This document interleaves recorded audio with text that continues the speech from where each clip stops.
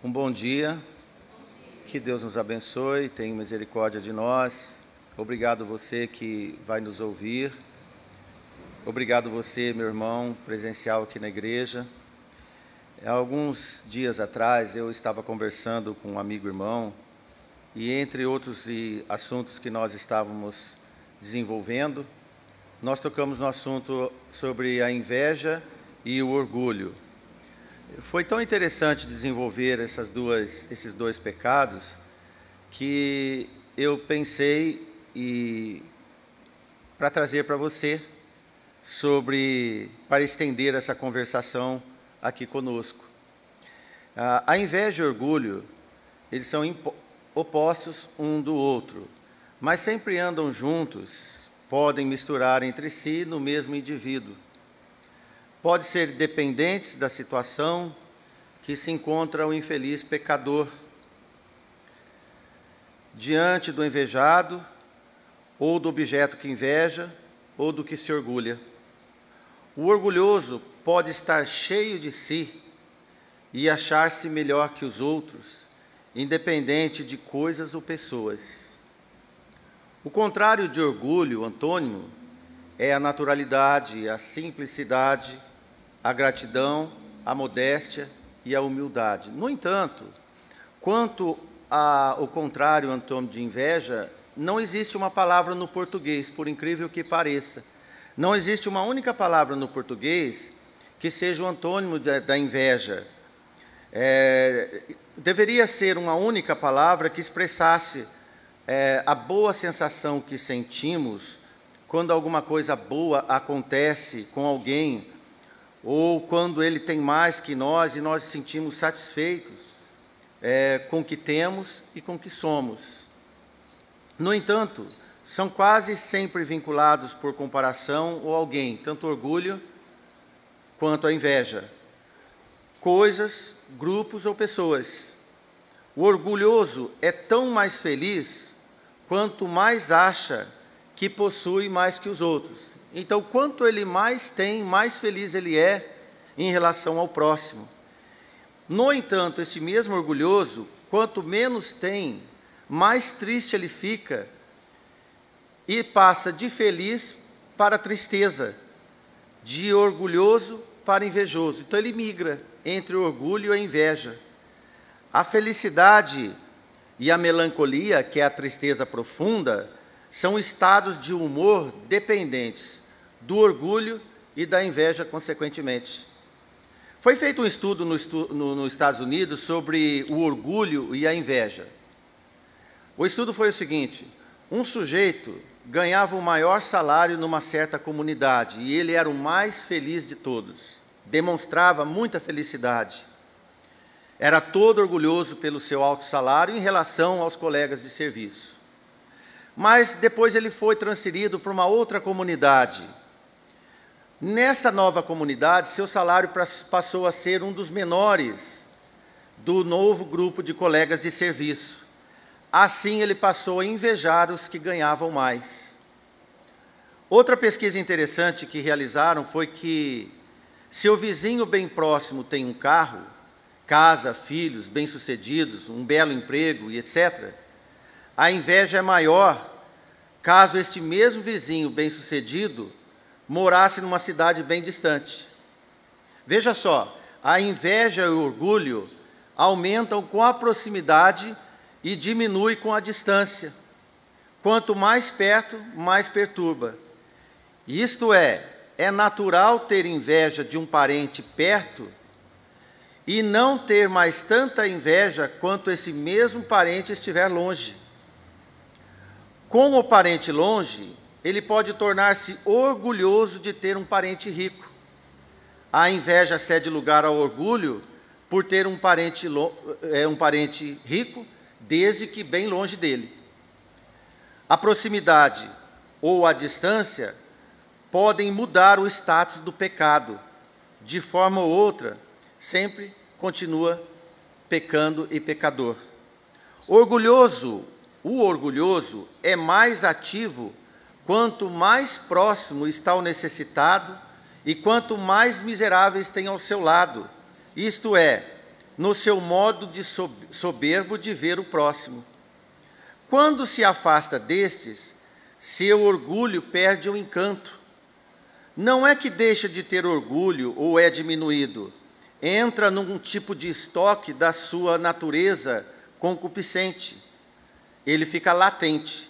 O orgulho e a inveja, quando não estão em ação, eles estão latentes no pecador, dispostos a entrar em ação. É como o veneno de cobras, sempre oculto. Não se vê o veneno, mas sempre estão ali, perto dos canais, na bolsa de veneno, prontos para serem injetados. Depende do alcance dos olhos e a proximidade da vítima. Esta relação está ligada à cobiça dos olhos e à perturbação dos olhos. Aplica-se à inveja e também ao orgulho. Por outro lado, existem os orgulhosos de si mesmo, independentes de coisas ou pessoas, é o altivo de coração. Como diz em Provérbios 21:4, os olhos altivos, o coração orgulhoso e a lavoura dos ímpios é o pecado. Tanto olhos altivos, quanto o orgulho e a lavoura dos ímpios é pecado, certo?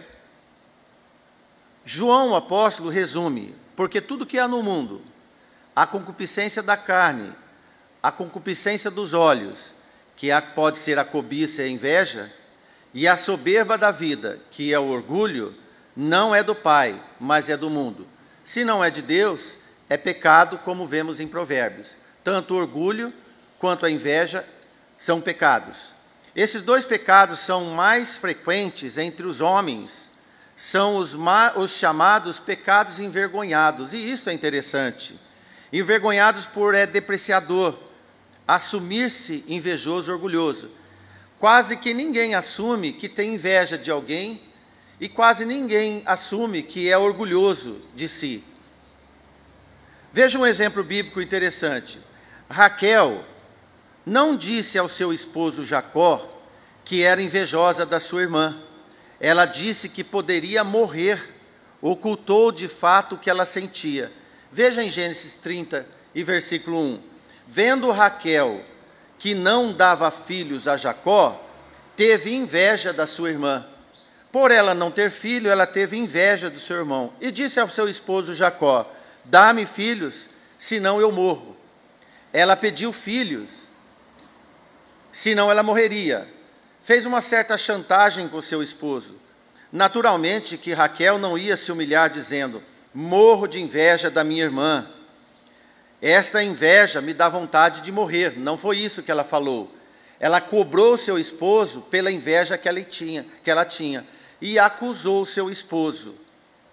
Interessante que entre um e outro, nós vemos que a origem de todo esses pecados, nós vemos que Satanás é sempre o principal articulador da inveja e do orgulho, porque foi a essência dele. Em Ezequiel 28:17 diz: elevou-se o teu coração por causa da sua formosura, corrompeste a tua sabedoria por causa do teu esplendor. Olha, elevar o coração por causa da formosura que ele tinha, e corrompeu-se a sabedoria por causa do seu resplendor. Todo esse bojo é orgulho. Porque por terra te lançarei, diante do rei te pus, para que olhem para ti, diz Ezequiel. Isaías também diz sobre Lúcifer, sobre a sua inveja, 14:12. Como caíste desde o céu, ó Lúcifer, filho da alva, como foste cortado por terra, tu que debilitavas as nações. E tu dizias no teu coração: eu subirei ao céu, acima das estrelas de Deus, exaltarei o meu trono, e no monte da congregação me assentarei, aos lados do norte. Subirei sobre as alturas das nuvens e serei semelhante ao Altíssimo. Pura inveja. Mas, diz o profeta, contudo será levados ao inferno, ao mais profundo do abismo. Ora, irmãos, quantos de nós pedimos alguma coisa a Deus depois que vimos alguém ter, como Satanás enxergou no Senhor? Os pedidos por comparação, se o irmão tem, então eu também devo ter, é a cobiça. Ou se eu não tenho, ele não precisa ter, que é a inveja. Ambos afastam de Deus. Como diz a palavra, sejam os vossos costumes sem avareza, contentando-vos com o que tendes, porque ele disse, não te deixarei, nem te desampararei. Hebreus 13, 5. Contenta-se com o que tem, com o que Deus te deu, não o que você vê nos outros, porque Deus nunca vai nos desamparar. Amém? Assim nós podemos anular tanto a inveja, quanto a soberba do orgulho. Por exemplo, na igreja de Corinto, alguns irmãos eram especialistas na questão do orgulho. Eles eram jactanciosos. É uma palavra bíblica, é aquele que tem orgulho excessivo, confiança exagerada em si mesmo. Algumas igrejas pregam a autoconfiança. Não sei se esses pastores têm propósito, mas talvez por ignorância, de tanto enxertar autoconfiança nos seus membros, eles tornam-se orgulhosos. Ao invés de pregar a humildade, sentir as nossas misérias, que nada somos. Então, lá em Coríntios, despertava e incentivava outros membros a ter a sua parcela de jactância, que é a vanglória, a soberba e o orgulho. Veja aqui em 1 Coríntios 5 e 6, Paulo ainda diz, não é boa a vossa jactância. Não sabeis que um pouco de fermento pode levedar toda a massa? Pergunta Paulo à igreja. Veja, nem o orgulho, nem na inveja é possível agradar a Deus. Todo pecado não se sustenta diante de Deus. Porque tu livrarás o aflito, o povo aflito, e abaterá os altivos. Na verdade, Deus sai à caça dos altivos, dos soberbos. Salmo 18 e 27. Tiago ainda diz 4 e 6. Deus resiste aos soberbos, mas dá graça aos humildes. Enquanto o orgulhoso é resistido por Deus, ele atende na sua graça os humildes. Ainda Tiago, capítulo 3, versículo 14, ele faz um relato triste. Mas se tendes amarga inveja e sentimento faccioso em vosso coração, não vos glorieis, nem mintais contra a verdade. Esta não é sabedoria que vem do alto, mas terrena, animal e diabólica. Irmãos, inveja e orgulho não é sabedoria que vem de Deus, não é conceito sábio que vem de Deus. Ela é terrena, ela é animal, ela é fruto dos pensamentos e das atitudes de Lúcifer, ela é diabólica. A falta de contentamento, a insatisfação com o que Deus nos deu para o sustento e a vida, faz com que seja um atormentado. Tiago 4,2 diz, cobiçais e nada tendes, matais e sois invejosos. A inveja sempre vem atrelada à mortandade, à morte, e nada podeis alcançar. Sempre o invejoso ele não alcança. Combateis, guerreais e nada tem, porque não pedis. Fazem todos os atos no desespero, para procurar ter alguma coisa, mas a palavra de Deus diz, e nada tens. Morre, mas não consegue. Lembre-se que a inveja e a cobiça são pecados bem paralelos. Enquanto a inveja é não sentir bem com os outros, a cobiça é ter desejo do que é dos outros. De qualquer forma, é agradecer pela vida em paz na presença de Deus.